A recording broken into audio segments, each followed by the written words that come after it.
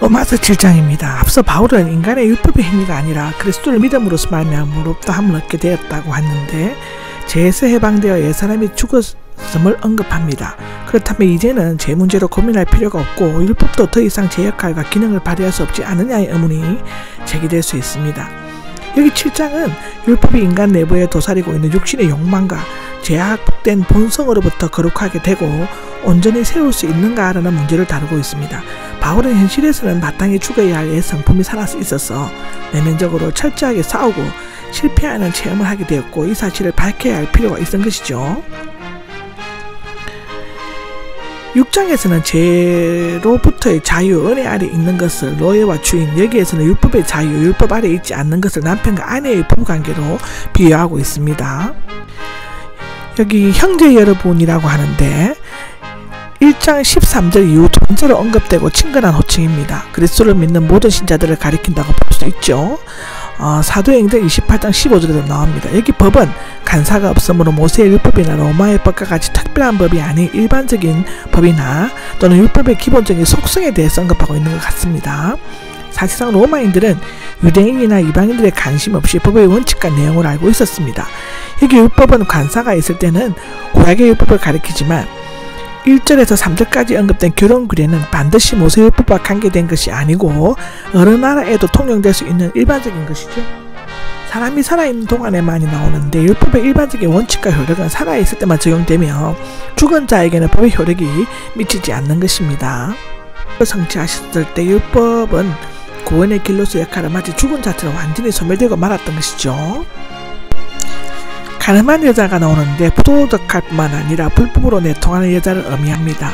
법적인 효력이나 구속력이 죽은 자에게 미치지 않으며 상대방이 죽으면 소멸된다는 원리는 그리스도인과 율법의 관계에도 그대로 적용됩니다. 사들을 보면 그리스도의 몸이 나옵니다. 신령한 몸인 교회가 아니라 십자가에 달리신 그리스도의 몸을 가리키는데요. 우리는 화목 제물이 되시는 그리스도의 몸과 함께 십자가에 달렸다고 골로새서 1장 22절에는 말하고 있죠. 율법에 대해서도 이미 죽은 자이다. 따라서 우리는 이미 율법과는 본질적으로 관계없는 자가 되었다는 것인데 여기 다른 분은 예수 그리스도이시며 우리는 율법에 대해 죽고 그리스도와 연합함으로써 많은 열매를 맺을 수 있는 것이라고 합니다. 우리가 육신 안에 있을 때에는인데 육신은 영에 대조되는 개념이죠. 문자적으로는 육체, 즉 몸을 가리키는데 신약에서는 육체라는 의미로 사용되고 영적인 의미로 사용되어 동물적인 재성이나 죄와 대항하기에는 무기력한 인성, 공간적으로나 시간적으로 제한을 받는 연약한 옛사람을 나타냅니다. 골로새서 2장 15절, 고린도후서 4장 11절에 기록되어 있습니다.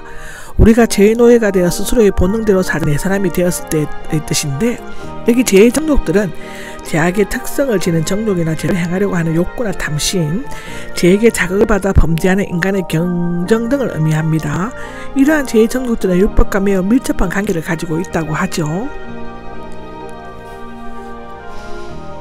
율법은 죄를 드러낼 뿐만 아니라 인간 속에 있는 정열이나 욕정을 자극적 활동하여 죄를 범하게 한다는 것인데 인간의 본성은 법이 금하는 것을 오히려 행하고 싶어 한다고 합니다. 여기 우리 지체는 육신과 같은 의미죠. 우리의 신체 각 부분을 가리키는 것입니다. 지체는 죄에 붙잡히면 불의의 무기가 되며 하나님께 붙잡히면 의의 무기가 된다는 것입니다. 죽음에 이르는 열매가 되는데 우리가 거듭나지 못하고 죄의 노예가 되었을 때 율법에 의해 제약된 욕정이 자극을 받아 범죄하여 육체적으로나 영적으로나 죽음에 이르는 열매를 맺었다는 것입니다. 말하자면 율법과 연합하여 율법 아래 있는 자는 죄의 아내가 되어 악을 낳고 죽음에 이르게 된다는 것입니다. 여기에서의 죽음은 육체의 죽음과 그것을 넘어서 영적인 죽음, 곧 하나님과의 궁극적인 불의를 의미한다고 합니다.